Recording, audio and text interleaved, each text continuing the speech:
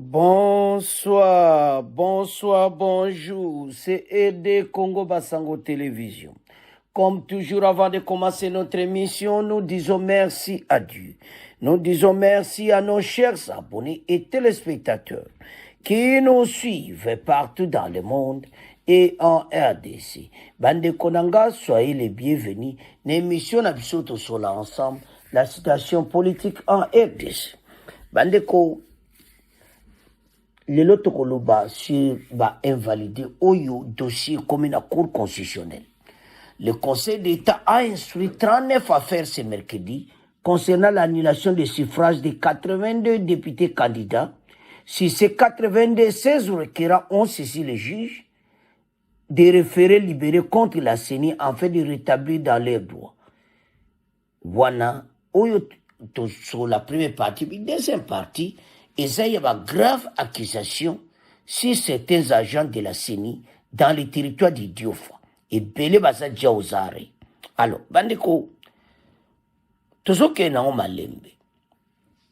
Ce qu'on a la dossier, au comment a clairement été vraiment CENI à Salimou Salakitoko. Et maintenant, la Cour constitutionnelle, le Bissope et Tolaliti. Alors, chers téléspectateurs, des graves accusations, ils ont continué na ba côté belé mené comme il y a ba membre ba série mais toujours y en a point. Si les 82 bateaux nyonso 16 mususu bazo senga ete batika bango alors et belé tokoyoka pena ki bazo kene pena boloko parce que trop c'est trop. Bandeko soso talako ndenge dossier eza kadi masali boulot moko epesi pena fieri ya mboka yango tozoyesa bandeko tokumisa mosala oyo parce que il fallait ndenge wana et mena cour constitutionnelle aza na bango mayeli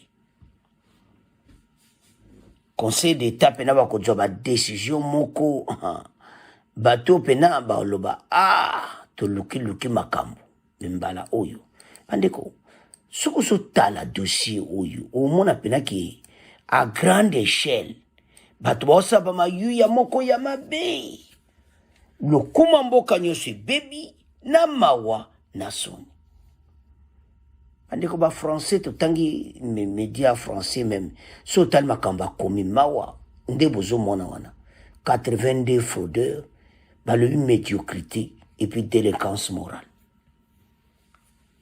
Alors maintenant conseil d'état zo siège nango mais bazana chance té parce que conseil d'état azozwa décision na yembala moko bateau nyonso ba okene ba prison ba on ba okante ko suka kana invalidation mais ba musuba osuka na makala toko vivre te pays bato bazosama yu ya na ndenge moko à grande échelle et bazomona un peu normal mais so talibango na tala na bango wana bakonga bosha bato wana nyonso bazaki ba ministre o bakwa kobimisa mpe mbongo basali campagne ndenge faci asalaki baomona faci nde atambola le 26 province aosala te bino kaka ya badeo pourko otamboli na circonscription no mobimba te osala grande campagne namona Patrick Muyaya azotambola mpenza pourkoi bosalaki bongo te bato oyo baza na problème sérieux bandeko base bele totika quelques figures baza na baposte clé baso bazali na baministre et tout ça mais voilà eloko bapesi RDC soni eza mawa. Alors tolanda extrait o ndeni conseil d'état baozwa badécision bongo to avance. Mesdames Mesdames et messieurs, bonsoir. Le Conseil d'État a instruit 39 affaires ce mercredi concernant l'annulation des suffrages de 82 candidats députés. Sur ces 82, 16 requérants ont saisi les juges des référés liberté contre la CENI afin d'être rétablis dans leurs droits. Ils accusent la centrale électorale de violer les droits de la défense. Un autre groupe a saisi en inconstitutionnalité la Cour constitutionnelle contre la décision de la CENI qui violerait la loi. Explication de Jeff Ngoy.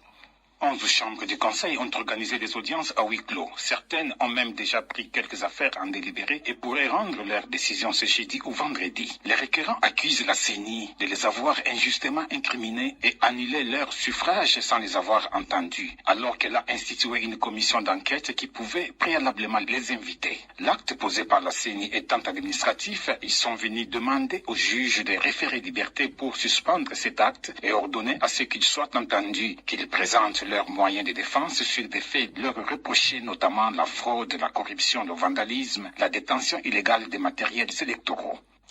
Merci à vous, Jeff Ngoy, pour toutes ces précisions. Et puis, des graves accusations pèsent sur certains agents de la CENI dans le territoire d'Idiofa, province du Kwilu. Au moins 6 ont été arrêtés et sont cités dans un rapport du commissariat territorial de la police qui les a mis à la disposition du parquet près le tribunal de paix d'Idiofa.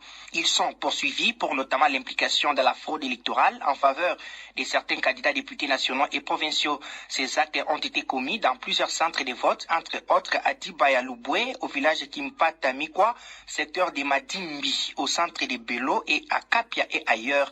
La nouvelle société civile congolaise d'Idiofa salue ces arrestations et demande à la justice de bien faire son travail afin que ces agents électoraux répondent de leurs actes.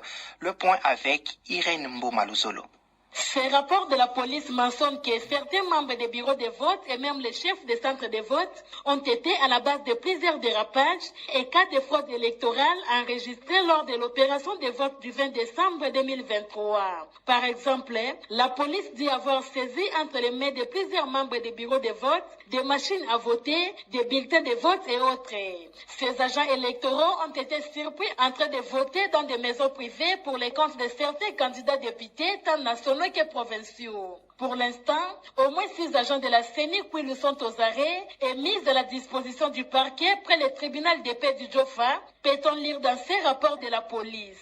Pour sa part, la nouvelle société civile du Djofa condamne les comportements de ces agents électoraux et demande qu'ils soient jugés et condamnés. Arsène Kassiama est le coordonnateur de cette structure. Nous déplorons cette attitude-là des agents de la CENI qui se sont encore mêlés dans le bourrage, dans la fraude, dans la corruption. Nous voulons que la justice les poursuive jusqu'à ce qu'on les condamne. Pour les candidats qu'ils ont contribués, il faut que ces candidats soient invalidés aussi. Tous nos efforts pour avoir la réaction de la CENI quant à ces sujets sont restés sans succès. Irène Mboma, Bandundu. Alors, Bandekonde Bolandi wana, ngana somona bato bakubikati. Mais bamususu wana. Parce que décision zaki ma US allait soutenir la RDC. Et puis présent cour constitutionnel azomona ke CENI azana raison totale. Azomona dossier monté bazo kansaki. Bazo la nambiko très bien que ce mercredi on va signer te ba annulé 39 bato balom. Conseil d'État pour maintenir décision à CENI. Bondima. So bo kansaka ko changer yango ti. Bo timboka bo comme ça mboka loko même na kati mbus non. Et puis votala c'est un système akala. Baba na makambo kala. Parce que so otali bien loko mo basi ba mesana. Asa ne campagne te. Aza mbona yi akopesa allez. Et puis afuti bato a CENI mbongo. Bato a CENI bazui bakena bandako na bango ko voter. Ba machine. Et puis bazui na ba travailler a CENI. Et belé baza aux arrêts. Bandeko za somo. Bakanga bango tout. O bazana ba province oyo tout wana. Comment bo pesa ba mbongo na bato a CENI bazui pe ba machine ba kekena. Bakopo to ibaye bango banakala machine ozo memozo ebate makamne nezana kati talande bosambwe bango ne bazanfu ba raisonner batika Parce que Conseil d'État na seni makambo kozala ensemble et puis bako vivre yango. Baomo baloba dossier tokomi nango eye mobulu. Parce que RDC suna temps ya ko accepter ba mayu ya oyuti. Trop c'est trop. Toujours nga mboko ye changer, mais il y a trop des antivaleurs où il va continuer à copier, que ça la makama be non, où ezani. Et c'est le comment mboka te.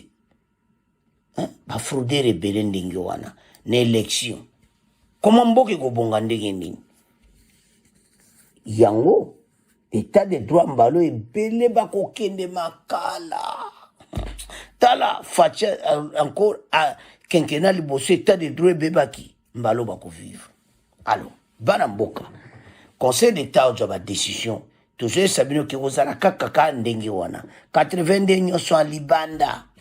Moko ta kubika.